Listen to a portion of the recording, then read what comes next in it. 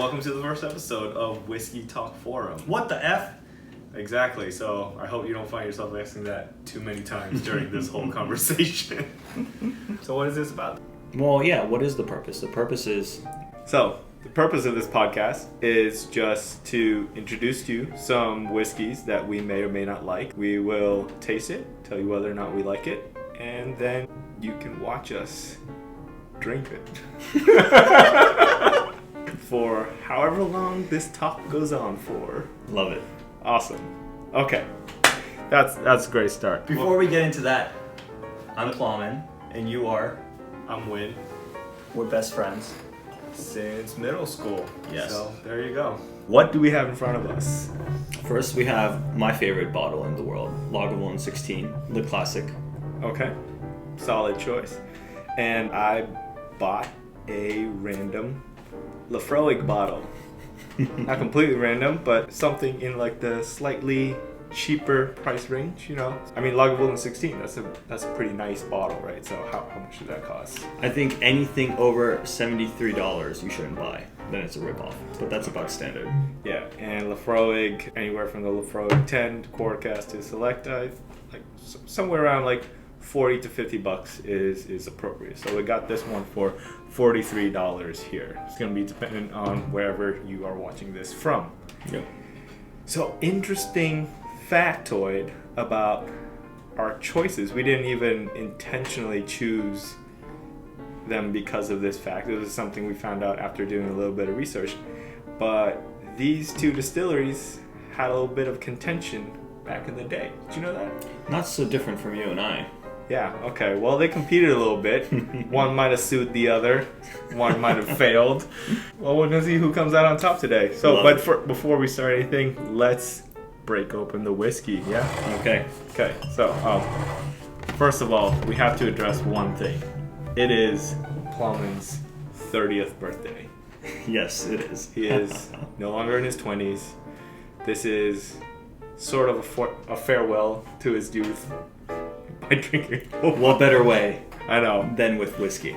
Perfect. So, Lagavulin 16. Let's break it open. Woo! Oh yeah. What a beautiful bottle.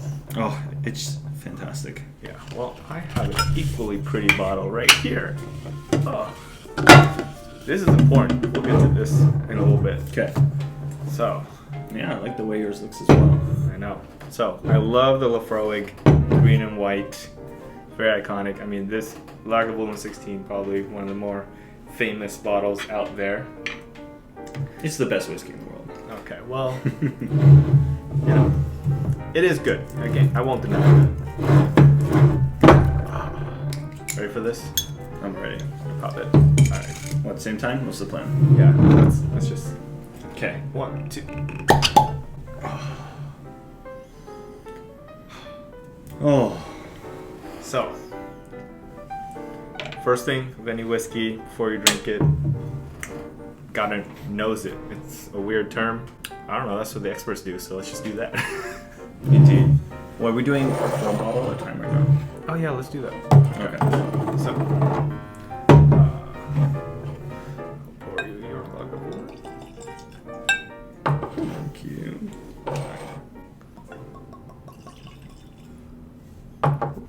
Oh man. Alright, let's not let the angels get any more of these shares. Let's cap that while we wait. Here, the audience can look at that beautiful bottle right there. Okay, fine. Now you're messing up my fluff. Where do you want it? I just want a symmetrical. Oh. We haven't even started drinking yet. You're already pulling this. Oh, okay. Alright. My beautiful wife Tina has taken the liberty of going onto some expert sites and looking up the nosing notes and tasting notes and finishing notes of both of these bottles of whiskey. Neither of us have ever looked at it. Nope. They are folded up right in front of here. As you can see, there's a nice cute little beagle and donuts on it. Everybody knows I eat a lot of donuts. So, you know, I don't eat any fucking beagles. Whatever you hear about Vietnam, it's not true. It's true. Maybe a little true. Who knows? All right, Plamen, so why don't you tell us what you smell? Oh man. In Lagavulin. All right, or don't tell us. Think about it. Hand the glass over. Why don't you write down a few things that you might smell? So disclaimer, we have no idea what the we're doing. Hey, stop looking at my list. Alright, what do you smell? Well, first thing that hits you is just a waft of smoke. Okay. How about you? No, for me, I smell like apple pie, like literally everything associated with apple pie. Interesting. So like sweet, might be craving dessert right now. So we just had dinner, we haven't had dessert. I mean, whiskey is a wonderful dessert to start with. Yes. Yeah, I think I'm just craving something sweet right now. Okay. Well, yeah, you're going with more tangible notes. Oh my god. Next, I have temptation. That's what I get from the nose. It's temptation. I'm tempted. I guess you could chalk that up to activation of saliva. You're drooling a little bit. Yes. You want a napkin on the side here? What's your second note? Is apple pie the whole No, I said sweet spices, like for apple pie. Oh. Some warm caramel and vanilla. Also in the apple pie making. Guys, I just want some apple pie, right? Preferably an apple pie donut. That would be awesome. And I wrote, I don't know, tiny hint of smoke. Okay. Alright. You got a tiny hint of smoke. I went with the temptation to heaven. It's bottled bliss, but really the secret ingredient is the coriander. Do you even know? Do you get even a little bit of Do coriander? you even know what coriander smells like? Yes. What? What? Tell me, please. It's like this. What's coriander? It's an herb. Okay. Fair enough. All right, I can't fault that. Yeah, you can't. It is an herb. So yeah, that's what I'm getting from the nose. It's absolutely amazing. So quick backstory. We were in Aberlour Distillery in the Speyside region of Scotland. And this guy pretty much pissed off the entire distillery by suggesting that there might be hints of asparagus. You telling me you didn't get a hint of asparagus? I can't say I did. That was also our fourth distillery of the day. I might not have been in any condition to tell you even what an asparagus was. So kudos to you for keeping your head. Let's see what the experts have to say about Lagavulin 16, shall we? Ready? Yes. Nose. Can you read Tina's handwriting? One of the smokiest noses from Isla. It's big, very, very concentrated, and reddened. Iodine? Iodine, sweet spices, Ah! good mature sherry, and creamy vanilla. Yo, I got two of those. Huh. Vanilla and spices. I think there's a parenthesis of coriander. You guys can't see this from that far away, but I assure you, Tina didn't write coriander. Tina, please comment below whether or not you wrote coriander on this sheet. Don't lie. Oh man, Are we even posting this? I don't even know. that's amazing. Okay. All right, that's a good start. Let's move on to my pick, shall Okay. we? So, Laphroaig Select. That's surprising. So I've never actually had this particular bottle of Laphroaig, and it's so different. I am ready. What herb did you put this time? Alright. Alright, hit me with your nose. Alright, I said slightly medicinal, 'Kay. kind of like a peat acridness, but like very light. Sweet, like some sort of fruit. Oh, okay. I definitely agree with sweet. I got Okay. floral, but then I'm gonna hit you with the curveball. We got oats and jasmine. That's what I'm getting from it. I'm not even kidding you. It's like, that's what it's reminding me of right now. I can't wait to Okay. taste it. I honestly can't yet tell you what jasmine tastes like. I eat a lot of jasmine rice, but it's not that doesn't carry the taste of jasmine.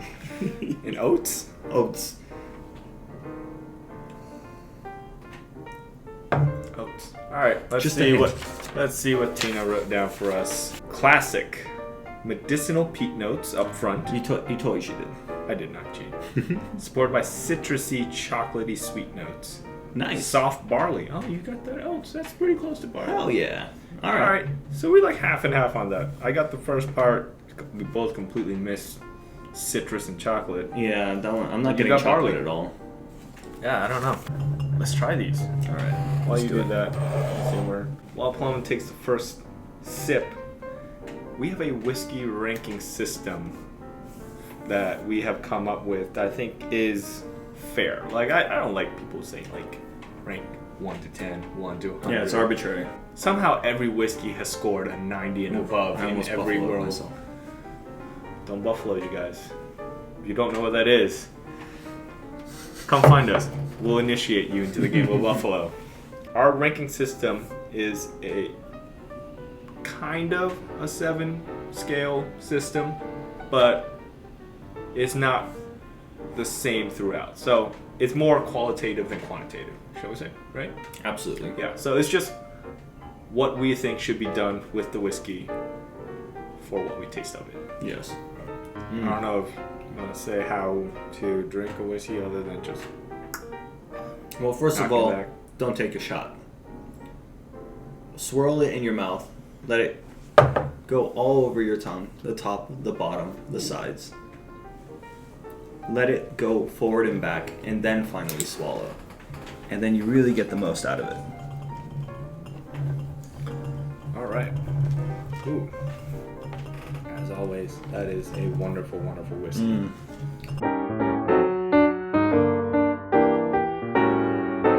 So before we reveal what we taste there, so our 7-point scale, right? Yes. So at the very top, if the whiskey is absolutely fantastic, or we feel that is best, the distiller has done just a phenomenal job. Drink that neat, right? Like there's nothing you should do to it. I would say. And like, what is neat? Neat is just pour it into your drinking glass of choice. I mean, we have a Glencairn glass here that helps us with the whole nosing process. Pour it into anything. Don't pour it into a red Solo cup and just drink it as is slowly. Yes. Right? Don't down the whole thing with it. Yes. 2 on the list here is just if you think it's too strong, right? If the alcohol percentage is high, then you can add a drop of water or a few drops of water in, dilute it a bit. Don't worry, it won't dilute the taste. It'll only dilute the ethanol. And then you get so much more out of the whiskey, certain whiskeys. And so, yeah, that's our second rank. If you think it's too strong, put a little bit of water. All right, now we're going to turn on the lights. So, Lumos. Oh! Right now, I don't think that Lagavulin needs a drop of water just yet. Definitely But not. we will continue to drink it and assess it Yes. as much as is necessary for science. So the next level down is ice. So what happens? You put it in a nice chilled glass with a big chunk of ice in it, and what that does is, same with the water, it dilutes out the ethanol a little bit, makes it a little bit softer, easier to drink down, but it also chills the whiskey down, which means you can taste it a little less. So some of the more forward flavors will get a little muted because when things are cold, molecules slow down and you don't taste it as much. Yep. Next one is if you really don't want to taste the alcohol, then put it in a cocktail. Yeah. That's why cocktails were invented. Traditionally, it was to mask the flavor of the alcohol entirely. Yeah. So we will try 1 or 2 cocktails today, Yeah. if we remember to make it. I think we're going to have to go down the whole list of Oh, the shit. rankings with our whiskeys. Well, here's the problem, because the next one down from cocktail is a rail drink. So a rail drink is a cocktail, but a cheap cocktail. This is like the whore's cocktail. Yeah. You're gonna make it with whatever sugary thing you can think of just to completely mask it over. You're only drinking it for the alcoholic content that it brings. Yep. And maybe just a hint of flavor. But come on, let's face it. Most people drink a rail drink as fast as they drink a shot. Which brings us to... The second to last ranking.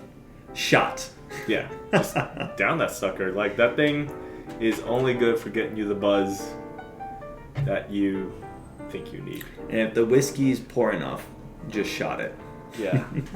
And if it's worse than that, we have the absolute worst thing. We don't think you should throw away any of your whiskey. Somebody spent a lot of time making it. Probably some of them, they probably don't think about it too much, but they definitely made the whiskey. Definitely. So it's punishment game. So this is when you've got skunked in a beer pong game, whether you play 13 and just really suck at it in a group setting. Yep. Not him. Euro. This is the punishment whiskey. We've come across one, maybe two. Adequate punishment whiskeys. Yeah. Yeah. Not fun. Yeah. It's the worst thing one could wish upon a whiskey, rating wise. Sometimes they get better. No, that was crazy. That was weird. Yeah. Alright, but that's our ranking system. We'll throw it up somewhere eventually when I learn how to edit videos properly. All right. Okay. So, Now we have to rate. Oh no. yeah. Tasting notes. Yeah, for tasting Lagavulin. notes. So, Lagavulin 16 tasting notes from Plamen. Balanced. Spice, cinnamon, peat, and of course, this carried over from the nose. I still get a bunch of heaven. Have you been to heaven? When I drink this, yes. Okay, well, I got some of that. It is deep caramel, pleasantly soft smoke, so it's not like a harsh smoke. There's a sweet finish, again, just caramel. I'm not very inventive, guys. And it's a little spicy on the tongue. Yeah. We'll say that, right? So, let's see what the masters have to say. All right, ready? Courtesy of Tina. Bow. Oh, okay, taste. Very thick and rich, a massive mouthful of malt and sherry with good fruity sweetness, but also a wonderful sweetness. Big, powerful peat and oat. I didn't know that word had 3 syllables. The finish, long, spicy, figs, dates, peat smoke, and vanilla. All right, we're not too far off. Yeah, they forgot to write heaven, but that's okay. I'll let the masters. You know the problem is, I've never had sherry. Like whiskey Yeah. makers will always say like, oh, it has like powerful smells of sherry and currants. Never drank sherry or eaten currants. Yeah, I think we should do that sometime. Whiskey Talk Forum turning into Sherry Talk Forum in the very near future. Episode 2. Change the theme. Like, this, we're just gonna change topics entirely. Oh man. No, we can't do that. Pete, you're pretty good on that. I mean, yeah, the obvious things, but Yeah, I got the sweetness, the vanilla, spicy. We can both agree it's a nice Yeah. spice at the end. Not like hot pepper or anything, but just like a little tingle in the tongue. Very nice tingle in the tongue. Giving all them tongue tingles. All right, let's swig some water and refresh your palate for Laphroaig. Somebody's gonna tell us we're stupid for swigging water, cause like some people's. Cause you ever watched that video where the guy's like, "Here's how you drink whiskey. You drink the whiskey, swish it around your mouth, and then spit it out." And I'm like, yeah, that guy is wrong. well, I think he was the master of Lagavulin. That breaks my heart. I mean, this one is really throwing me for a loop because this is nowhere close to what like the Laphroaig 10 is like. Yeah. If anybody's ever had Laphroaig 10, you know. That one's intense. Laphroaig prides himself on being like the strongest flavored whiskey in all of Scotland.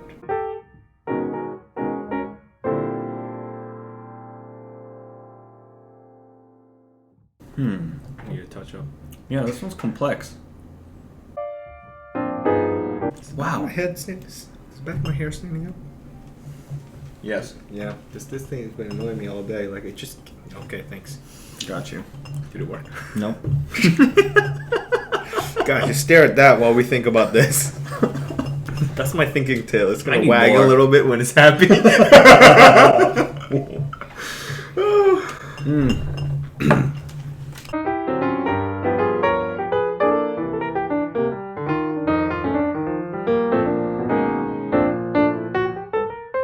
Alright, I got nothing for you. I got some like citrus almond, sweet for me, almond's good. but Yeah. like there's some mysteriously fruity ingredient I can't. It's I not hope fruity. you can enlighten me. So, I do think it's a little medicinal, which is something I thoroughly enjoy in Laphroaig. It's slightly salty, Yeah. right? Sure. Like it's very similar to where's the pulteney? I don't even know if I'm pronouncing that one right, but it's like a little similar to that. Like there's a bit saltiness there. The sweetness disappears so fast. It's smoky, for sure, peaty, because it's Laphroaig, but it tastes like young American bourbon. Like Really? that kind of like spiciness that comes with like American bourbon, like not a very mature one either. Knowing Laphroaig, I mean, they have their core cast system, so like it ages a bit faster, but sometimes, you know, you just can't always compensate everything that time would give. Yeah. Those some wise words right there, guys. I should be a fucking sage. Just wait, you know, you don't see anything here right now, but in like 80 years, boom, long sage beard. That's gonna happen. Oh man. All right, so let's see what the masters have to say. The peat is there, but it's taking it easy and letting the bright notes of lemon, green apples. Is that what the fruit you? Green apples? Yeah. And mint. I didn't get mint. I didn't get mint. Darker baking. Tina, honey, I love you. Sometimes your handwriting is just a little. Baking spices? Like baking spices. Notes develop further on. Finish, medium length. Don't know what that means. Peat remaining in sight until it's over. I don't really agree. I think the peat's very weak on this. Like, if you're trying to get a not heavily peated whiskey, but still from Isla, this one is not very overpowering at all. Yeah, this would be a good, like, I think a lot of people get scared away from Laphroaig. Yeah. This would be a good one Yeah. to do. Yeah, like it's very nice. Okay, well, we should finish off that for what it is. And I guess we have to add a drop of water now. I mean, I thoroughly enjoy both of these. I don't think Agreed. they need to be doctored up in any way, but for the sake of science, we will now add a touch of water. Yes. So let's have at it.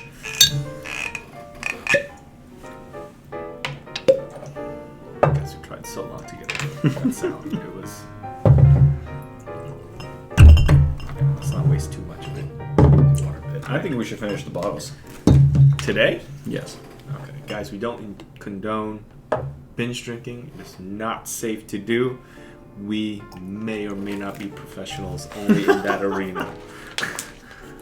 I'm not an alcoholic. I just drink a lot. We're doing this for science. Yeah. Don't have a choice. If not us, then so who? you swirl yours in. I just let it kind of bloom in there. So Smells the same. okay. All right, let's see. Oh, you know what? Yeah, just continue. No, I'm listening. Go ahead, drink. But there was this was brilliant, by the way. So both of us, or Paul was working on his PhD. I have my PhD already. But there was someone that did their PhD thesis on how much you should dilute a Scotch whiskey. This paper. Like, this was brilliant. Like, why did I waste 5 years studying breast cancer when I could study how to perfectly drink a glass of whiskey? Well, okay, I will counter that entire thesis, though, and say there is no perfect way to drink a glass of whiskey. Okay, So so you were the going to say research- something else. I almost choked. What did you think I was going to say? No. Okay. It just doesn't matter. You didn't say it. There is no perfect way to drink whiskey. I mean, like, we might have that scaling, but, like, if you like to mix your whiskeys into your cocktails and that's how you like drink whiskey, that's how you should drink it. That's the perfect way for you to drink it. Yes. So, I think it's much... the spice moved to the back of the throat. Yeah. For that one, right? So, It opened up. You can barely taste it's not intense anymore. It's just smooth now. yeah. Well, so while we're contemplating that fact, we have some facts about Lagavulin. Okay. Right? So, it was founded in 1816. Wait, should I even put this in there? Let's try that again. Let me read to you my facts. Hey, I researched this. Let me check your facts with my little tiny book. Oh, so Plamen has this awesome little book here, Distinguished Distilleries by Penny Ellis. and you better bet that most of the Isla whiskeys are on here. We didn't explain that. So both of these bottles, Where are they from? whatever. So both these bottles are from the Isla region of Scotland. So that's the little island off the west coast of Scotland. It's very tiny, but it holds within its shores some of the best whiskeys In the world. in our opinion. I mean, there's lots of fantastic distilleries out there from everywhere, but we particularly love the one from Isla, and most notably, it's for that peaty flavor. That peat, that smoke, that's what makes it so absolutely amazing. So what do you got for... All right. You want me to read you some history facts? just whatever you want to share. Region, Isla, telephone number 01496. I'm cutting that. Cutting that. Cutting that so badly. Alright. What if I want to call them and tell them how much I love them? I need the telephone number, and you can put that into WhatsApp. All right. In 1816. Dude, tell me your facts so I can fact check your facts. All right, because fine. this is just fine. a history lesson. So what? I dug up my research since I didn't have like the handy book that you didn't tell me we had. Bow. I just remembered it. Guys, we spent weeks on this research. Ooh. No, that's a lie. We spent a day. We took a picture here. We did. Yeah, it looks exactly like that still. Guys, we're gonna put that picture right here. Yes. So it was founded in 1816. Yes. Yes.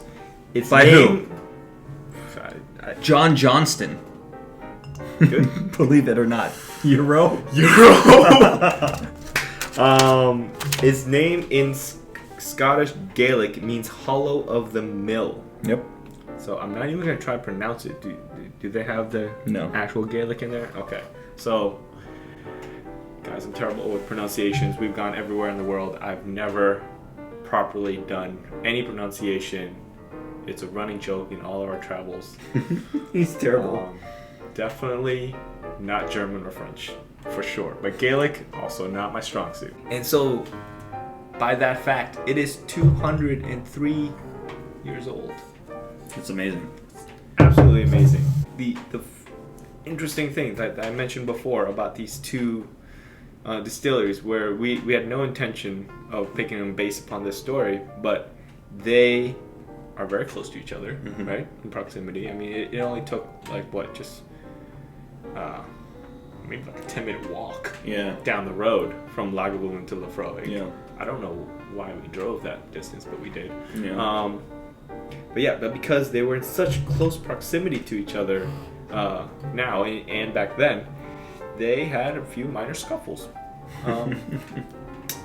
So in the 19th century, there were numerous legal battles with Laphroaig when Lagavulin's distiller, John Johnson. I think that guy was dead by then. We're talking about the 19th century, or like late 19th century. One of his grandchildren. Yeah, because I don't think he lived very long. Okay. Or I don't know. I could be mistaken. Whatever. He attempted to copy Laphroaig's style. So starting in like 1857, Laphroaig and Lagavulin were going back and forth. And so the thing is, Laphroaig technically was there first. They were founded in 1815, 1 year older. That's ridiculous. Yeah, that's why you're the little brother. Wow. Wow. False. I'm the big brother. I'm glad it somehow always works out. But, so what did Lagavulin do? They went to the water source of Laphroaig and dammed it up and redirected the flow. So water is such an important part of whiskey. I mean, like, whiskey is just bare bones, minimal. It's like, if you can read the ingredients list of whiskey, it would just say like malted barley, water, thyme. That's pretty much it. Fire, if you want to add that. But There's not much else. Oh, sugar, I guess. Sure. Yeah, well, the malted barley becomes sugar for the yeast, and then, yeah. But that's pretty much it. And so, yeah, they took off half the ingredient list by redirecting this water. Of course, Laphroaig went to court. Lagavulin lost repeatedly. And but this is also why water, peat source, is such an important part of the whiskey Scotch making process. Yeah. And this Lagavulin 16 happens to be the flagship whiskey of Lagavulin, right? So Yes. I mean, it's a solid flagship. Ron Swanson likes it. It's heaven. Yeah. You guys watch Park and Rec? Nick Offerman went there in one of the final episodes, and I don't know if he did he actually get a piece of Lagavulin? I don't recall. Because in the episode, he bought shares of Lagavulin. Because you know if that's possible, I'm buying my share tomorrow. It would be a good investment. Yeah. Laphroaig, on the other hand, before we go on to that, any other notes? Actually, the notes were spot on from what was written and what's here. So, Okay. the only thing we missed was the sea saltiness and smoked fish. They got smoked fish in that? They got smoked fish in here. It must be that like Icelandic shark, because that's the acid. Was this on the Yes. next page? The frog's the next page, yeah. Oh, see, this is how close these two distilleries are to each man. other. All right, you talk while I drink something. So this one, 1810, is when the brothers founded it, but 1815 is when they started producing. These brothers, as we were just a moment ago, we said Lagavulin was John Johnston. Laphroaig was Alexander and Donald Johnston. Some deep competition here. They're related? Like maybe Johnston is just a super popular name. Scottish people, tell us what that's about. Yeah, please. There's something about the Royal Warrant here from 1994. I remember, Yeah, this is a really big deal to Yeah, have no, on your I bottle. got a okay. little bit of that. Okay, so the Royal Warrant is from the Prince of Wales. So Prince Charles grew to really like the flavor of Laphroaig, and he awarded Laphroaig the only Royal Warrant. And so that has now the official seal of the Prince of Wales. And Prince Charles' favorite whiskey, rumored, is to be the 15 year, which I've never had before, so we should look for that. At the beginning, I mentioned this little piece of paper is important. How many of these do you have right now? Too many. 10. I got well into the double digits myself, not an alcoholic. But what this Friends of Laphroaig is that this is your little passport. So in it, you are given a small piece of the Laphroaig property. Yep. Yeah, this is like 1 foot by 1 foot or something like that, right? Probably not feet, but It's not feet? is it? I don't know. Shit, I don't know. Maybe it's UK. Probably. Okay. is feet. Well, you get a little small plot of land Yes. somewhere on the Laphroaig property that you now own for your lifetime.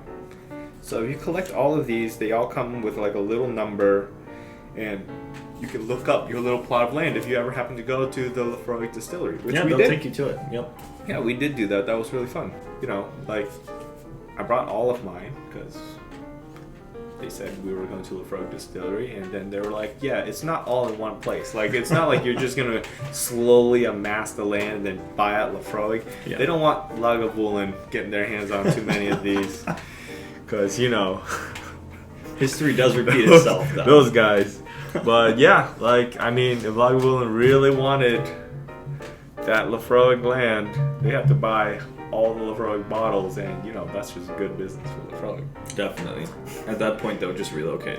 Yeah, but also I don't think that any of those plot lands come close to that water source, which is so damn important.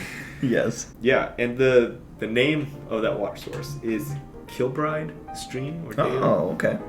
I don't know if I'm saying it right. It's very pleasant. You gotta walk over quite a few hills. It was a nice hike, though.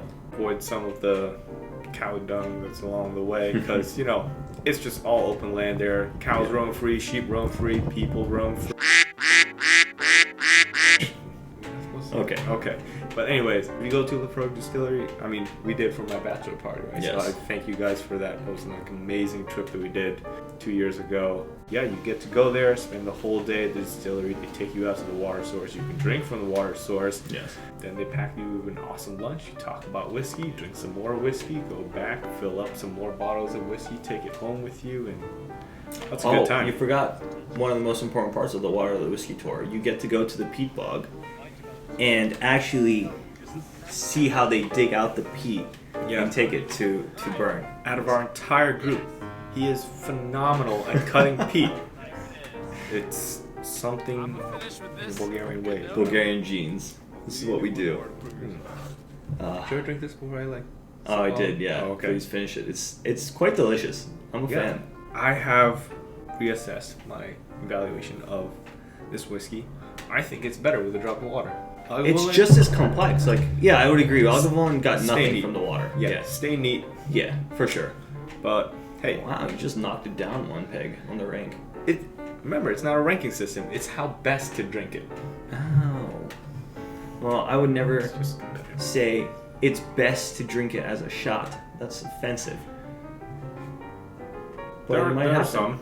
Okay. We've come across some questionable whiskeys. Nothing from Scotland yet, but some. It's true. Fun fact about the Select cask there.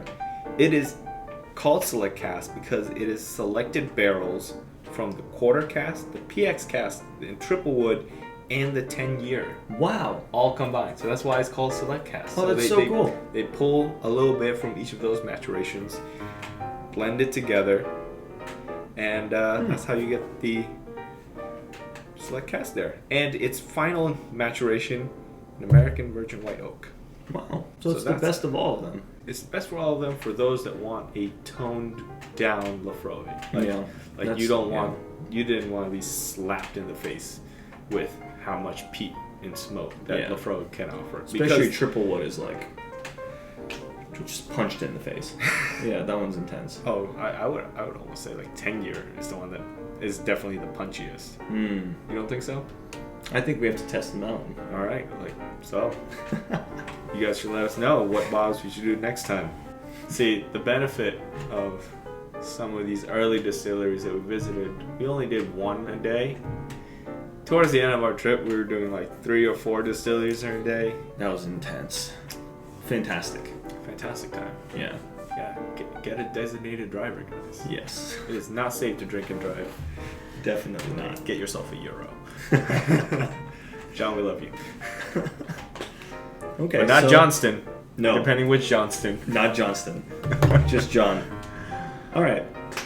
Time for the ice. Yes. Breaking down the ice. Time to break the ice. We got literal ice. Yes. We're gonna pour these over ice, and we're gonna do 10 questions. Let's do it. We're gonna bounce back and forth so that you know who the hell is telling you whiskeys to drink and whatnot. Lagavulin ice. Oh. All right. Open mind. Okay. So now, as we watch this melt away into frozen water. Now let's take a sip real quick. Okay. Before it dilutes too much. I think mine would be good. Alright.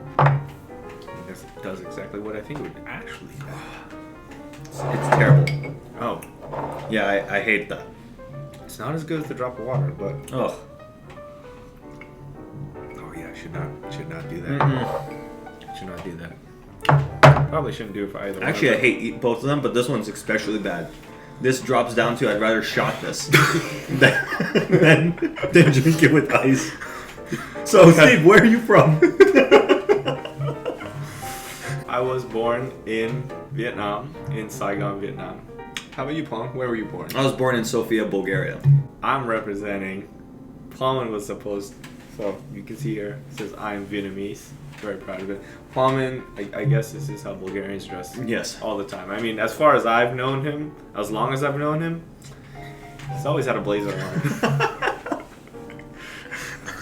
It's really hard for him to get me to dress up. Speaking of how long we've known each other, how do we meet? I have the true version. False. he'll give you another version. The real version. Okay. Middle school. Went to 3 different middle schools, and at the last one, at the end of 8th grade, I came to the middle school where I eventually met Plamen with 2 months of classes to spare. That, yeah. Yeah. So I walk into World history. Yeah. Most of the classes are already seated. I like barely stepped foot through the door, looked around, and then I just heard like, "Hey!" And I look over. There's this kid right here. He's like, "Hey you, new kid, over here." And he pointed down. There's an empty seat next to him, and I'm like, okay, yeah. I'm not gonna get anybody's bad side first thing. And I sit down. He's like, "Hi, I'm Plamen," and I'm like, "Plamen? What?" He's like, "Plamen." And I'm like, "Oh." He's like, "And I'm Bulgarian." I'm like, "Oh," because I'm a Vietnamese kid in America. I'm just I just assume anybody that looks like him, I was just like, "You're American." He's like, "No, I'm Bulgarian." I'm like, "Okay." And he's like, "All right, this is good." And then we sat down for class. Yep. And then he resurfaced again at my next period in math class. I was like, oh man, this kid's following me. But no, all right. But hey, it was good. Also, perfect attendance award for me that year. Oh. He never got it. I missed 2 days. I didn't miss any days of my 2 months of class. So the crazy thing, and I think why we became best friends was in every single class, our last names were always next to each other, and so we always sat next to each other. It was amazing, and so that leads me into how we actually met, right? Okay. So because our names make us sit next to each other, we actually met when we both came to America in 1993 or 4. I don't remember anymore. But we were on the same plane when we emigrated to the U.S. And I had to go to the bathroom, so I was walking down the aisle. Vietnam. And I'm coming from Bulgaria. Same plane, though. And as I'm walking down the aisle, I see him, we lock eyes, and we high-five. And we instantly became friends. We got separated for a long time until 8th grade. So the rest of the story is facts. You just forgot how it started. Yeah, that's how it went. Oh, man. Cheers to that. Oh, That's to friendship. Friendship, not to ice whiskey. This is actually hurting me. If you want to taste these whiskeys, and I think, again, the distillers did a phenomenal job with them. Oh, it's turning a terrible color. Getting a little cloudy there. Oh. The oils are separating a little bit. Neat drop of water. Don't do the ice. Oh. What is your favorite hobby? Chess. Kind of expected that. We have a board anytime you want to play. How about yours? Cooking. Oh, yes, of course. Yeah. I think you might cook more than I play chess. I cook to eat every day. Yeah. So. Yeah, he's good at it too. Guys, follow me on Instagram, Flavor Theory. Quick plug. Add me on Live Chess Bulgarian. Nobody plays live chess. It's the most famous chess client. It's the best one. If you play chess.com, unsubscribe. Just kidding. Don't. But maybe you should. Or just try live chess and play him. I'm down anytime. I used to beat him in chess. Yeah. Yeah, up until what? At least senior year of high school. Yeah. You've never beat me in chess. And then somehow over that summer, he got really good, or it all went downhill from there for me. I never beat him again. We tied, but I've never beaten him after high school. He's just biding his time. It's a beautiful game. Okay. Well, now that you told us what your favorite hobby was, what's your favorite food from your culture? My favorite food from my culture is just boiled pork and pickled vegetables. Is there a name for it? Yeah, it's called titlok. And so it's a very, very peasant dish made with pork belly, which is absolutely delicious. But all you do is just boil the whole belly of pork and you slice it really thinly. And you eat it with rice, fish sauce, and pickled mustard greens. Wow. And it is my favorite thing to eat in Vietnam. Very easy to make. That sounds delicious. We might have to add a little cooking segment to one of these. Oh, okay. That would be delicious. Yeah, preferably before we start downing a whole bunch of whiskey. Especially when it's iced. Oh. Okay. What is your favorite food from Bulgaria? I would have to say banitsa. So it's a pastry, and it's quite delicious. So you take filo dough, Yeah. you stack it with some butter, you add some spinach, and you just keep doing that over and over, and then you bake it. And it ends up being this super crunchy, super delicious snack, really. Yeah. With all the cheese and everything in it. Yeah. Yeah. We had that right outside Belgrade or something, right? Yes. Yeah. Oh, God, guys, if you've never been to Bulgaria, absolutely should go. Yeah, just really, really amazing food, some amazing sights. You're gonna hike a whole lot because Bulgarians just love hiking. For some reason, even when you tell them you messed up your leg the previous day due to one thing or another, and they still want to freaking hike. There's no excuses. And then they come back with a busted leg. But they won't show it. They'll just limp the whole time. And be like, what are you talking about? I'm fine. Well, okay. What is your favorite thing in Bulgarian cuisine? You want to guess? I think it is sunbread. Nope, you'd be wrong. I love sunbread, but it's also banitsa. Really? Yeah. Oh, nice. That's legit. But I do think there's a way to improve it. Okay. Chuprica is my single favorite thing from Bulgaria. Yes. And it's this like little spice blend or whatever Yep. of this plant. It's called like the summer savory, and they sprinkle it over everything. It like is like they don't have like they do have salt and pepper on the table, right? Yeah. But next to the salt and pepper shaker is a chuprica shaker. Yes. And you put that on banitsa, I think that would be absolutely amazing. Agreed. So that's why my face was like, when you went banitsa. I'm That's like, awesome. That's amazing. Okay. What is your favorite thing from Vietnamese food? Guess. It's easy. Pho? No. Damn. You ready for this? Vermicelli? Nope. Alright. Banh mi. It's Oh. so good.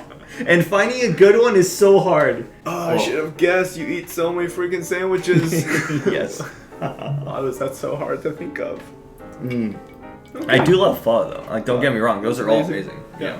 Some of the best foods out there is the cheapest, what most people would consider peasant food, but for both of us, it's delicious. one of the cheapest foods in our respective cultures. Yep. Right?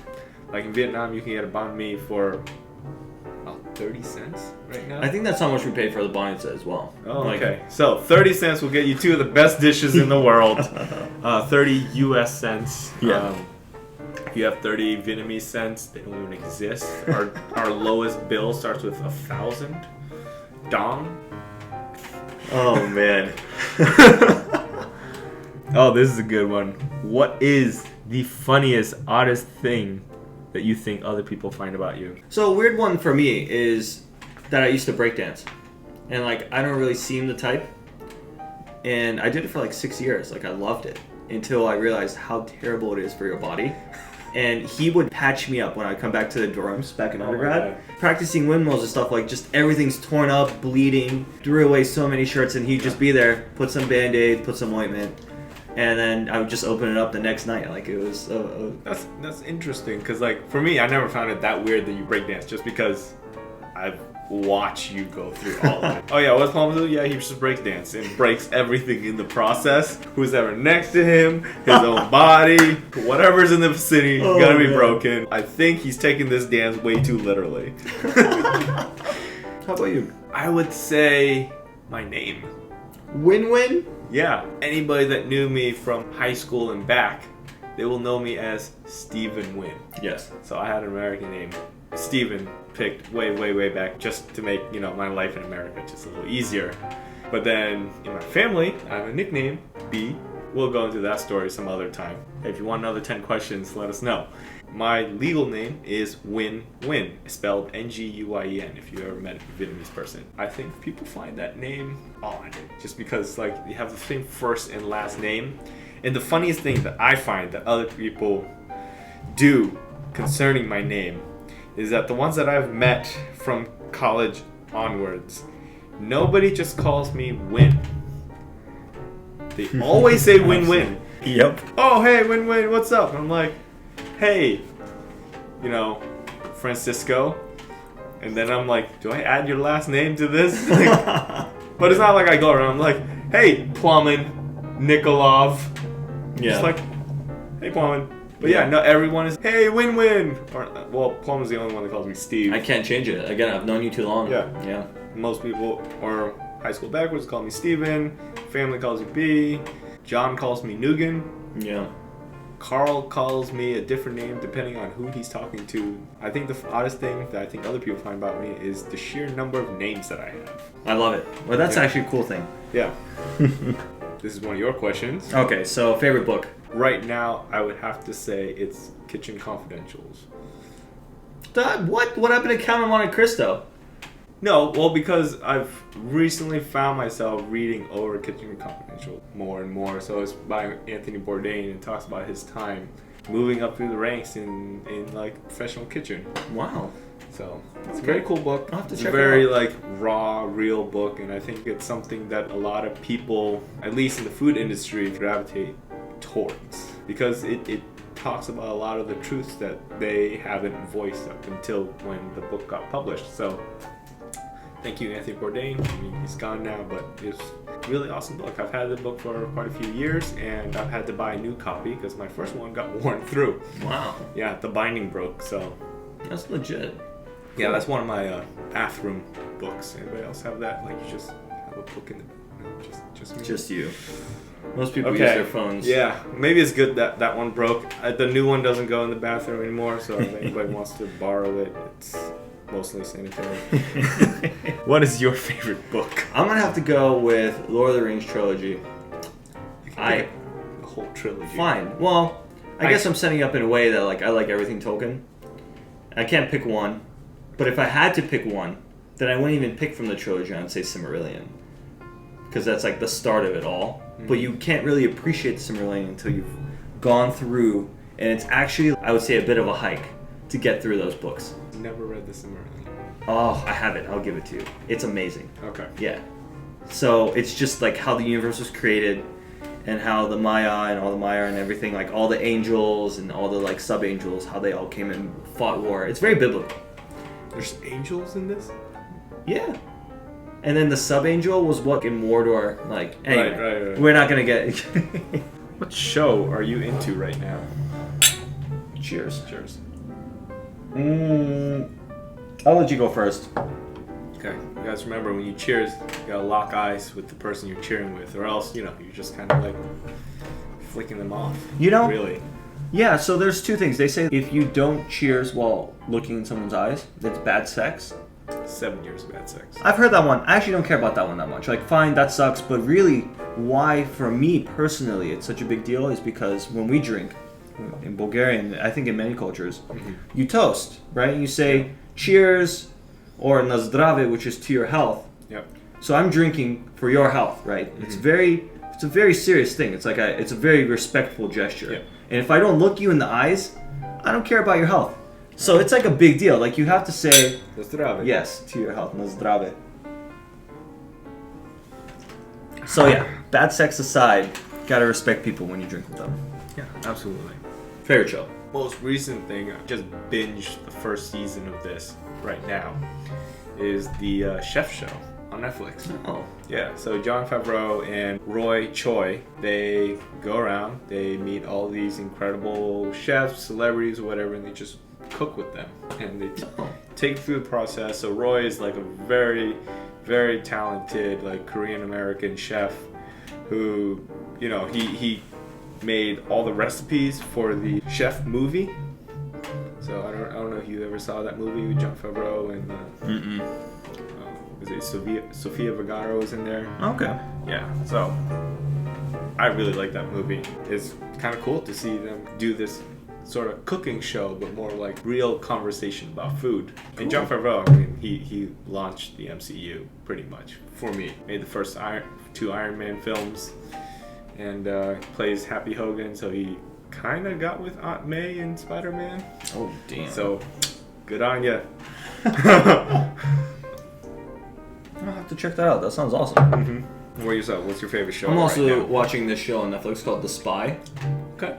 It's really great. It's a real story. So it's a spy from Israel that infiltrated the ranks of Syrian government and got really high up. Just what it takes to, how long it takes. Like it's like years of dedication of playing this role, a businessman or whatever your thing is as this person in society, getting close to the right people, somehow getting lucky and then getting into government through that. All of these little stories of his life, and then I won't spoil it, but if you know the real history, it's not a happy ending. It's giving you it's like a real impression of what it actually is to do some of these really covert type of government jobs. It's really good. Definitely gonna have to add that to my my list there. My ever-growing Netflix list. It never shrinks. Once I finish one show, I've added 3 more.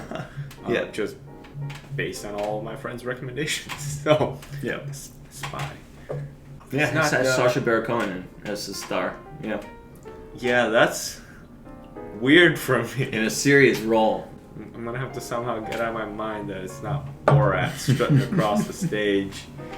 That was one of the earlier films we saw together, right? It was either Borat or Bruno, or it might have been both. Yeah. Yeah, that leotard wrestling scene was. Oh man, bad memories. If you guys haven't seen it, just go see it. Gotta be the raw, uncut version of it. Oh, this is a fun one. Of the countries we've traveled to together, which is roughly about 10 or so, up to the point last year. Which is your favorite? Scotland, hands down.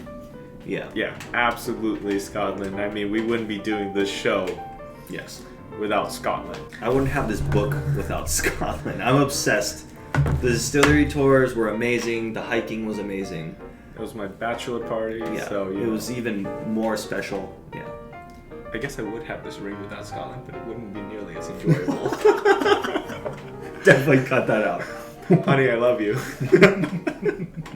This one, I think it almost goes without saying, so I think we can both answer this at the same time. Okay.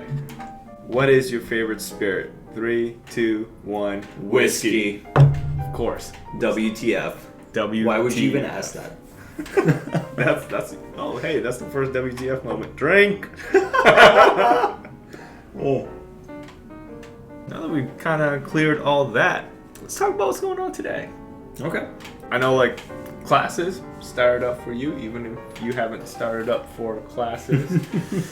How is neuroscience? What's going on in the neuroscience field? So there's a lot, right? But one thing recently that is kind of caught my attention, I think is really cool, and I think we should talk about is this thing called brain fingerprinting. It's exactly what you think it would be. So you know how every person has a unique fingerprint on their hand. And that's why when we go in to get IDs, we fingerprint because they can identify you like that. Yep. There's a certain type of scan you can do in the MRI called a functional MRI, and that kind of measures different types of activations in your brain.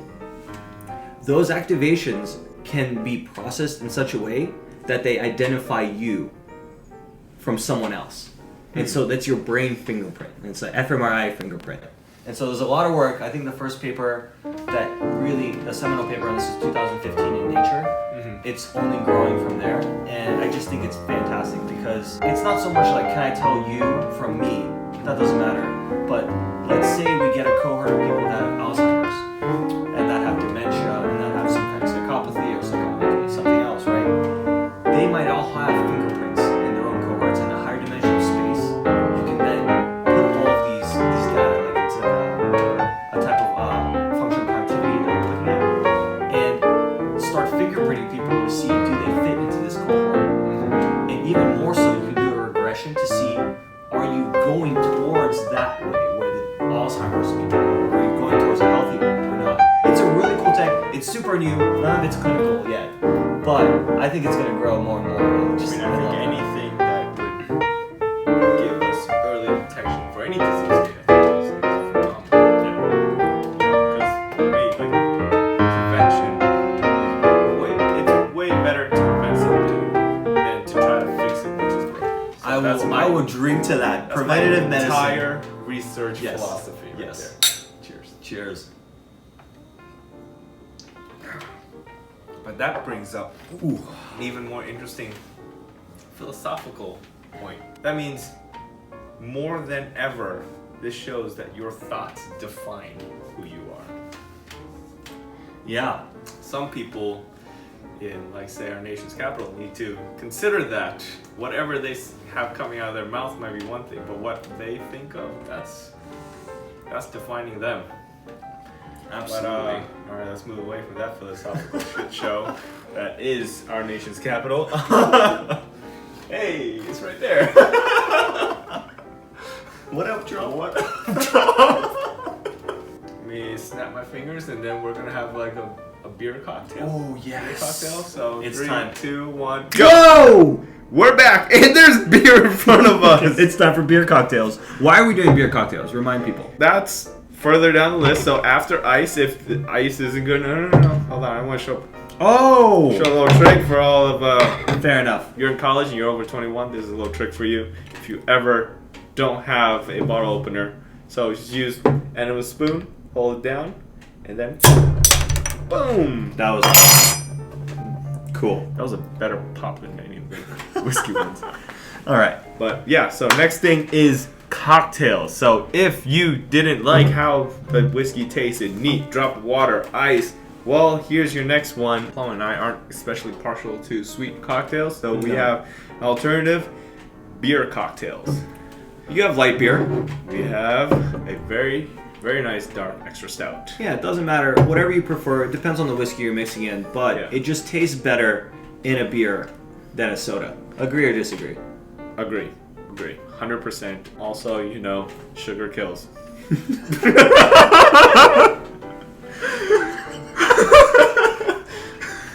And this is at the beginning. I want an apple pie. I love donuts. There's donuts on my little freaking like sheet that my wife wrote up. Oh man. All right, so But in all seriousness, how do you want to mix it though? Because like I think a lighter beer should go with a lighter whiskey, right. and a darker beer should go with a heavier, more peatier whiskey. Interestingly enough, we had never had the Laphroaig Select before, Yeah. so we thought it following the Laphroaig trend would be the heavier beer. So I have the stout in front of me, but I think I'm gonna give that to you. Okay. And I think with the somewhat light, sweet, almost citrusy notes Yeah. of that Laphroaig Select, Yeah. I think it would go better with this Oktoberfest Warsteiner. Yeah. Okay, guys, again, remember at the beginning I said, not very good with German pronunciations. It was a fantastic time in that country. They made me order everything at every meal. It was I hilarious. apologize to all the waiters and waitresses. Sorry, Max. And yeah, Max, yeah, thanks for all the confused looks that you gave me as I was ordering. Like, I mean, we had a German there. You could have had him order Nope, stuff. had to be you. It was amazing. It was hilarious. Maxie, we can't wait to see you again when you come next time or we arrive back in Germany. Coming in January. Woo! No, yeah. All right. All right, So let's I do know this. who our guest for January is. Yes. Okay, so how do we want to do this? So first pour the beer. Try and get as little foam as possible, and then we'll add a shot or two of whiskey. Wait, like putting all of this? Very precise. Cheers. Cheers. Oh, don't look, woman, don't look. Don't look. Oh. Oh god, I hope I poured it in right. Okay, I peeked. Nah, I meant not to look because it might be traumatizing for you. To Yeah, the watch. Lagavulin is in the beer now. Boom. All right. I told you this is the perfect amount. Try and get as little foam as possible. Please stop. It's 2 fingers, but it's a narrower diameter, so it's like, you know, if this was a wider Hey, glass. guys, never Try ask and get for as little beer and foam as just pour your possible. beer. Because, sucks. Look at this. Even on this side, it has a Try and get line as little that foam as where the possible. top should be. I was so traumatized by the wasting the Lagavulin, but it's okay. Actually, not dissing Bulgarians in general. Milcho, you're amazing. Your cousin. So, He just had a birthday yesterday. I know. Happy birthday, Milcho. Yeah, You man. guys- I did remember you guys have birthdays back to back. Yeah. Is it just like a good month for birthdays? It's a in great Bulgaria? month. September is where it's at. I mean, mine's in January. So, you. Oh man. Yeah. You're a New Year's baby. I almost forgot. This is New Year's. 12th night. Come on, the Shakespeare play? Guys, come on. I'm more of a Tempest man myself. No, 12th night. It's literally the 12th day after Christmas. Yeah. No one got that. Cheers. You want a cultured bastard. All right. right, let's do this. Beer cocktail. Made it very mellow. The beauty of a beer cocktail, you cannot taste the alcohol you put into the beer. I think we need to add more. More beer? More whiskey. Oh. Okay. No, that's the point. Oh, okay. Yeah. Because like a cocktail is supposed to mask the alcohol, and beer does that beautifully. And so, let's swap and let's see. You know what we should have used to measure? We had a shot glass right here. This would have been the ideal. It would have been way less than what we put in. Oh, was it? Yeah. I think Never we... mind. I think we added the right amount then. Here we go. Cheers. Cheers. Yeah, I just taste. No, the Guinness is a bit sweeter. It did change it a bit, but not this one. Didn't Yeah, do it's the anything same. for Yeah, it. yeah. But that one I can kind of get. Like, okay, someone put something in that. Yeah, something you might have wanted, not something unwanted. I wish we could take it back out. Yeah, I just want to drink more. Extrude the Lagavulin out of the beer. I mean, Guinness is a fantastic beer. It is. Fantastic stout. Top 3 in my book. What's top 1? I mean, top has to be Murphy's. No, I would challenge you there and say that chocolate stout from... That's Samuel Smith. Is it? I think that sounds right. Is it Samuel Smith? I think that's a singer. But I could be wrong. Samuel Smith. Oh, no. Organic How do you... chocolate stout. Oh no. Does it have to be the organic version, or do they only make the organic? Only organic version. I got you. It is Samuel Smith. Bam, Samuel Smith. Wow. Organic chocolate stout. Amazing. That's my favorite stout in the world. And I love Guinness a lot. Okay. It's better than Belhaven, Scottish Ale. I don't know why I'm By putting that far. in the stout category, but I love that beer. So the top 2 kind of flips back and forth. Sam Smith might be 4th for me. Just because it's a bit on the sweet side. I got a drink to forget that you said that. It's on the sweet side. Like I prefer my stouts a little drier, a little more bitter. Preference, right? So Yeah. it's like however you want to drink it, just drink it. Like if I wanted it sweeter, I'd add a shot of Lagavulin too. Just a $12 shot. And just put that in my beer, please. That's what I want every time I go to the bar. Yeah, no. Sam Smith is an awesome, awesome beer. We should do a beer show sometimes. Ooh. Yo, we're changing track again for like whiskey show, sherry show. What the F are we even doing? WTF.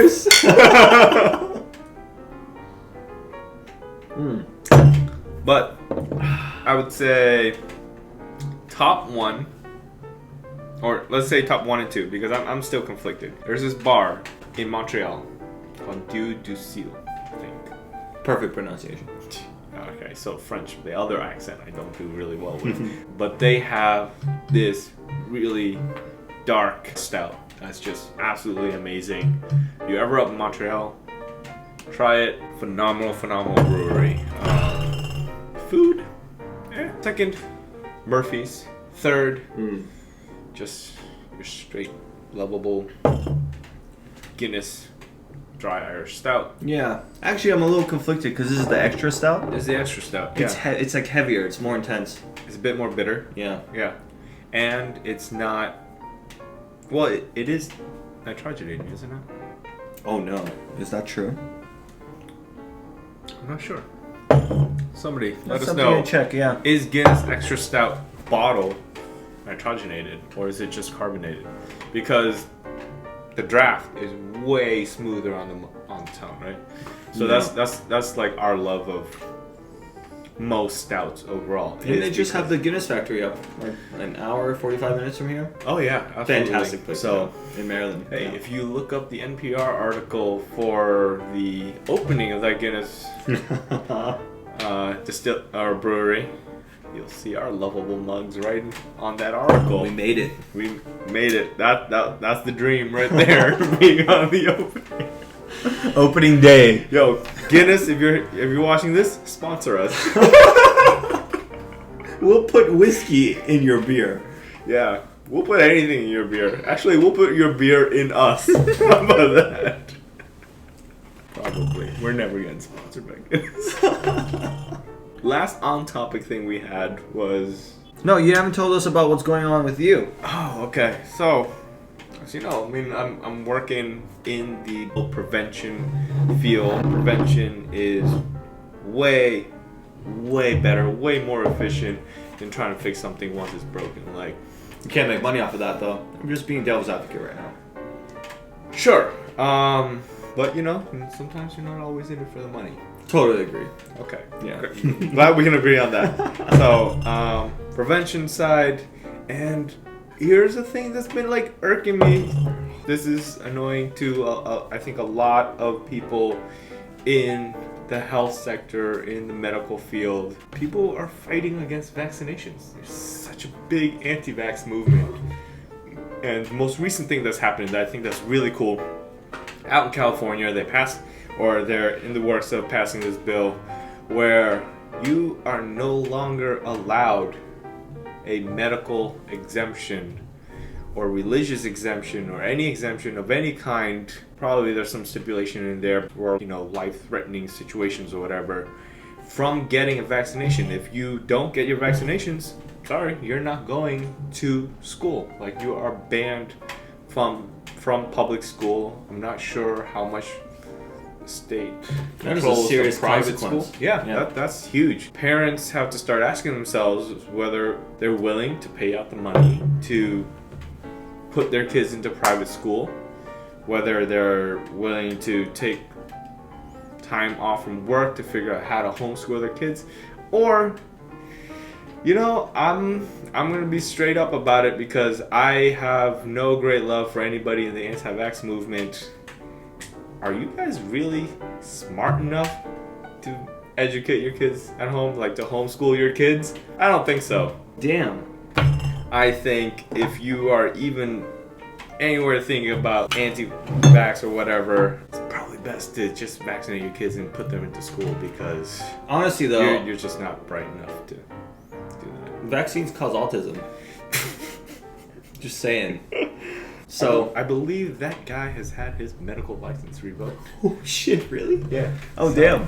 So I can't even use that anymore to troll people? Yeah. So, well, I like to think of it like this. So I work in cancer research. I have to ask people then if, let's say, we're not talking about the measles or some disease that you believe that is a thing of the past. If we came up with a vaccine for cancer, would you be in line for it? Not if it causes autism. Or death. Right? Yeah. So let's look at it. Cancer right now is a death sentence for some of the more serious strains. So if you get like glioblastoma, my friend Deanna Teak is working on therapies for glioblastoma. It is a detrimental type of brain cancer. And this involves you a little bit. So in neuroscience, you guys do study this a little bit as well. How quick is glioblastoma?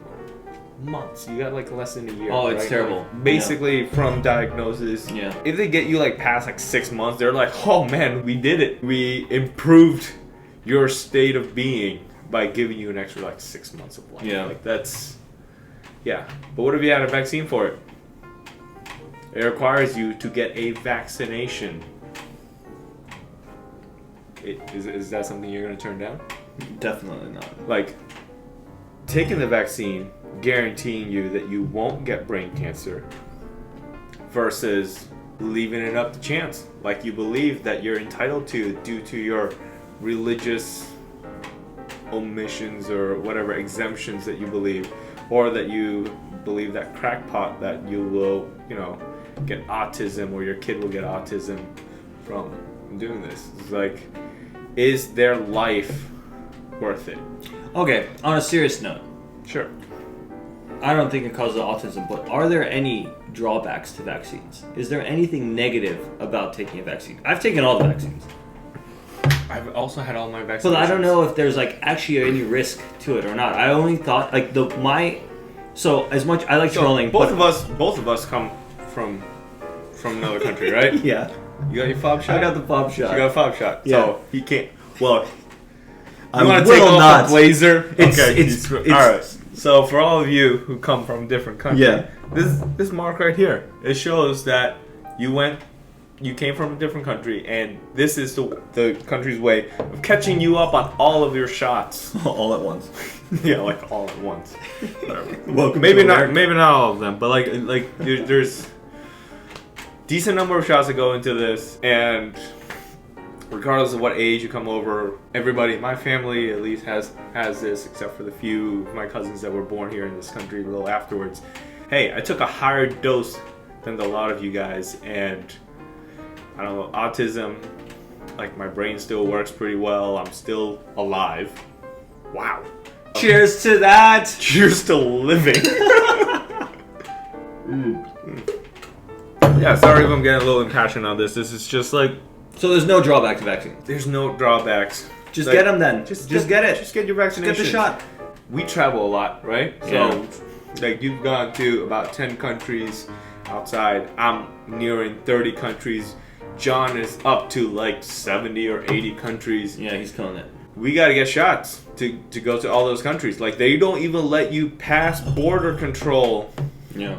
into those countries without vaccinations. Yeah. So, if you want to see the world, get your vaccinations. If you want to live, get your vaccinations. If you don't want your kids to die, get them vaccinated. Like, how hard is that?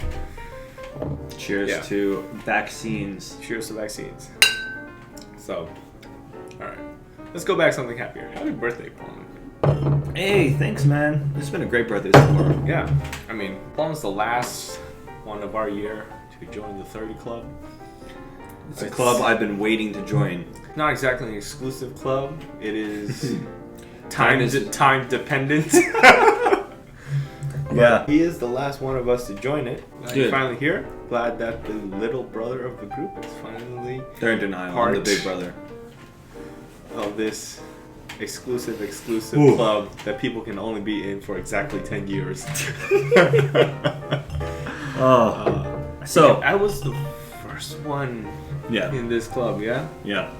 So, crazy thing, every decade that you celebrate a birthday is apparently a milestone. So everyone made a big deal. Actually, 21 was a bigger deal. 30 then got like an even number. 40, I don't know if it matters. Maybe it does, maybe it doesn't. But 50 is going to be a big one because I just went to Costco yesterday and I saw a Balvenie 50 year for $35,000. And I was like, I texted Wait, him immediately. 35,000 or 3,500? $35,000. Yeah, that's what I sent you. It's $34,999.99. It's like goals. Like, yes, that is where I want to be at 50, getting $35,000 bottle of whiskey. We'll still be doing this podcast in 20 years. Tune in the future to see. Hey, if you guys like, support us, subscribe to whatever channel that we come up with. We're literally filming all this before we thought any part ahead of this. We only filmed this for Palma's birthday. We don't even know if this is moving forward. The more subscribers we get, the less coriander I put in my tasting notes. Okay? Help support that. Oh my god, please don't let coriander become a thing. Hashtag not the coriander. Coriander cheers. No!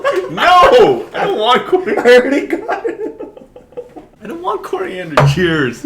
I have nothing against coriander. I love coriander, or as like people in America say. cilantro, right? Cilantro. There's Absolutely. definitely a moss after, right? Cilantro moss. Right? I think you're thinking of the Scottish cheers, Slainte. Oh, what were you saying? Oh, cilantro. Cilantro. Oh, dude, I'm Not waiting. Slainte. All right, we're getting pretty So- happy. Put this out there. We have 3 more things on this not ranking system. It's not a ranking. It's just whatever you feel. Yeah, but I don't think these whiskeys qualify for that. We're not doing rail drink. We don't have any sodas in the house currently. Shots. We could. We can but show don't- people what that means. What does it mean to shot something that's terrible? I don't All think right, we're ever gonna have a shot whiskey. All right, I'll give it to you. We can do half a shot because I thoroughly enjoy these.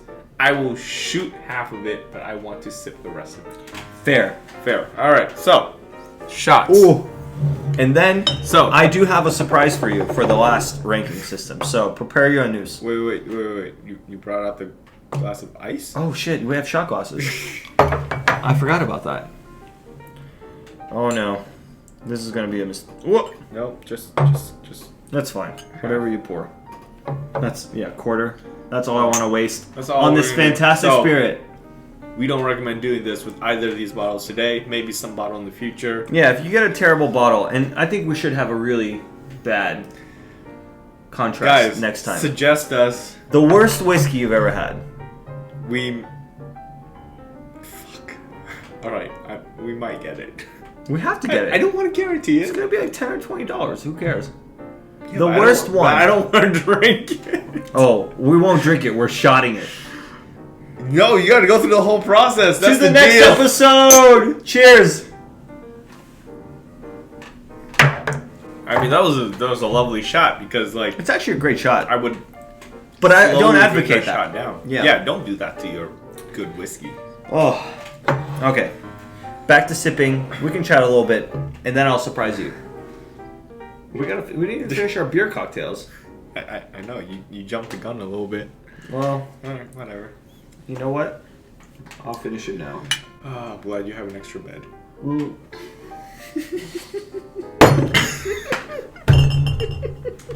Guys, don't drink and drive. I mean, even if you didn't have an extra bed, his bed is huge. Like, we've cut it. I'll cut it you anytime. Oh man. Oh, you drank all that, okay. It only gets better. Woo! That's a beer cocktail, ladies Yeah. and gentlemen. I like this. This is my favorite cocktail as of Yeah, late. basically you just fortify the beer with more alcohol. Yeah. The way this originated, I was in New Orleans in a conference, Okay. and we Which one? It was also New Orleans. American Heart Association. It was back when I was doing heart stuff. American Association of Cancer Research. Nice. So, Dude, that New was- Orleans is so much fun. glad I had my lab mates there. I had a postdoc in the lab, and I had one of my fellow PhD students, and we went out for a little bit afterwards. We had a lot to eat. New Orleans food is absolutely stunning. I love Cajun food. Yeah. But the oysters, oh my god, the oysters in New Orleans. I don't know if you had any oysters while you were down there, but we hit up I don't think I did. we hit up 4 different oyster spots. Wow. Yeah, you guys know I love cooking, so like the postdoc from my lab got her PhD in New Orleans, so she took us around, and we just had a fantastic time. When I was there, that's where I had my first beer cocktail. We were sitting in a bar. Okay.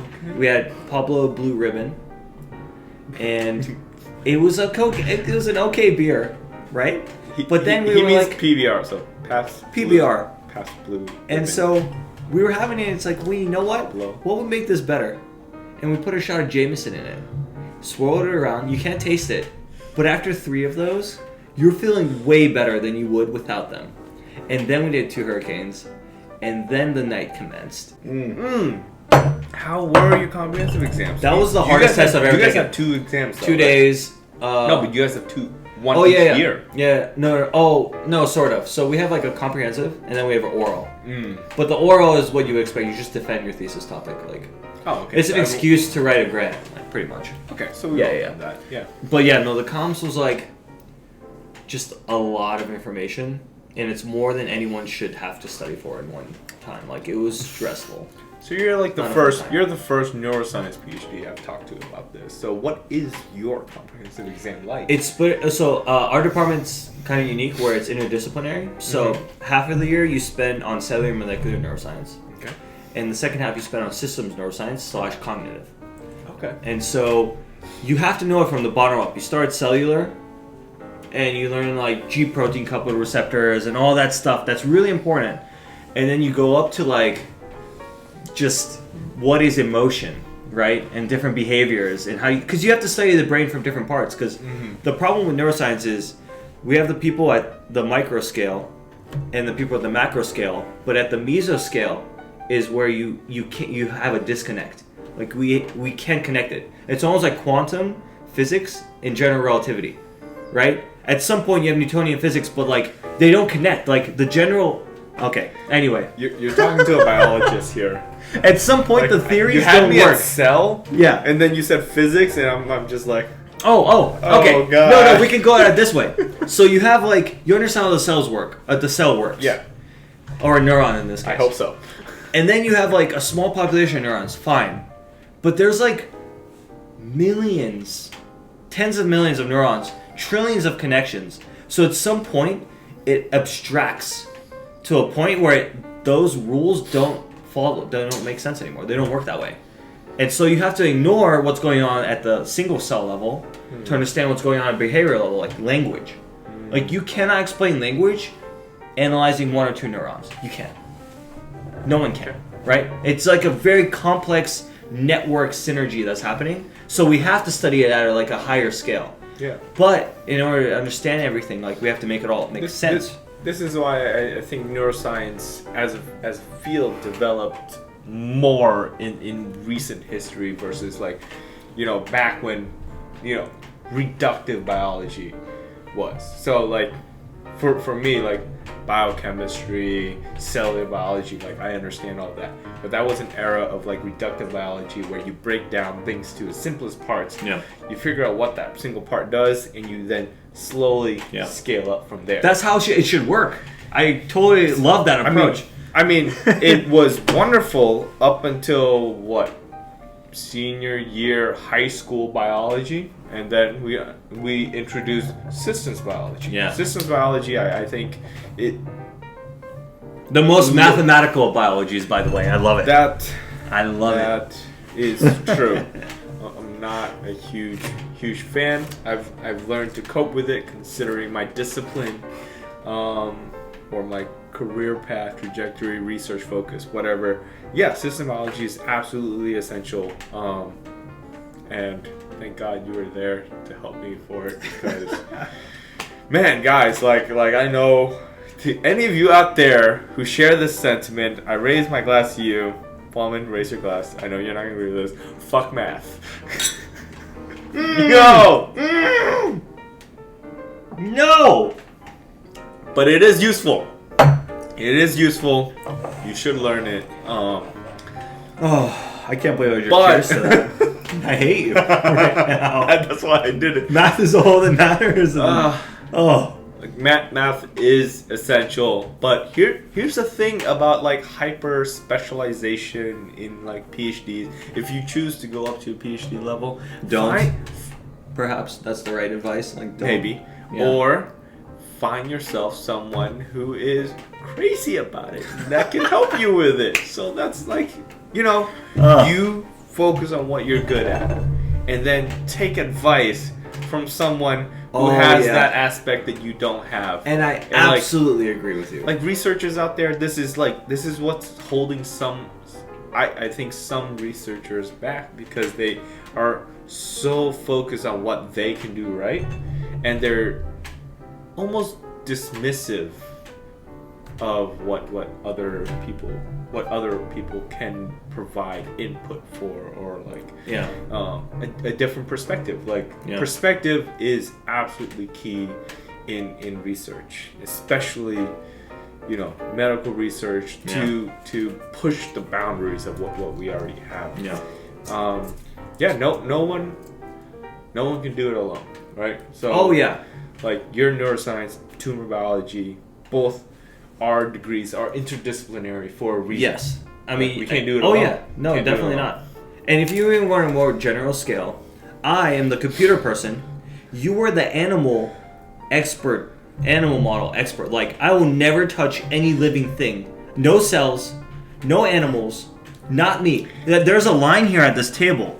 Like, it's like, anything that's alive, that's you. Give me the data. We'll make a model, right? This line right here, guys. We'll make a mathematical model. This table actually pulls apart. I just want to put that on. Yeah, right this is a real thing. And so, like, you do all the experiments, I'll do the modeling, and then we'll cure cancer. And then we'll save lives. I don't care what we do, but you have to have that. Like, keyword. You say we cure cancer. We're going to prevent. BAM! Prevent. I would drink to that. Prevent cancer, baby. Yes. No, so we used to argue about this a lot. It's like, I thought math was everything. I'm going to talk to your PI and be like, hey, Plum wants to do an animal project. No. I know where your lab is. Oh, man. I actually wish I did one rotation in the animal lab. I think it's, like, really important work. Don't worry, I can get you started. When you start working at one of these big pharma companies, hit me up and I'll my god. just come into the basement and do some stuff. Actually, yeah, I came into your lab for a week, remember? You did. We used to argue a lot. I used to think math was the one truth in the world, and everything, if you can't explain it with math, you don't understand. Steve hates that. He's like, nope. But now, I actually concede a little bit. I think, like, you do need to validate whatever mathematical theory you have with experiment. So I've met you at this line halfway. Experiments, experimental observations, super important.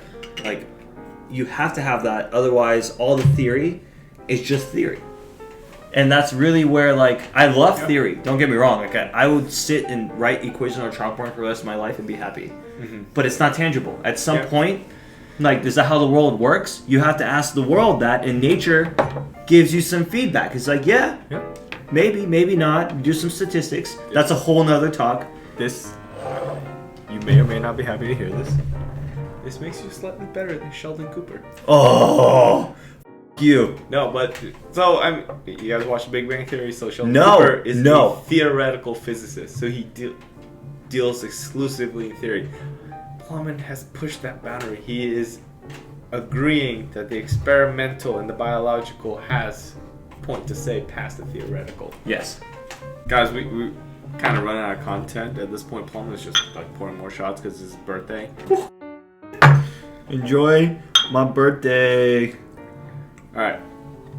Happy 30th birthday. Thanks, bro. Truly, truly glad to have known you for the last. It's a lot. Wow. 17 years of friendship. And 170 to go. Because I want to cure cancer. You're going to somehow be able to map our minds to silica. And we will just live forever. The pipe dream of neuroengineering. But my bioengineering will allow us to taste and absorb alcohol for centuries to come. Cheers, my friend. That. Hey, if any of you guys ever want to join us in an interview, let us know. Yeah, please. We would love to have you. Yeah. I think this is as good a time as any to kind of wrap up the show a little bit. I think it'd be fun to do a sort of dad joke. This is... Okay. What's your dad joke, damn it? Alright. What do you call a dairy cow that gives disappointing milk? Disappointing milk? I don't know. What? An utter disappointment.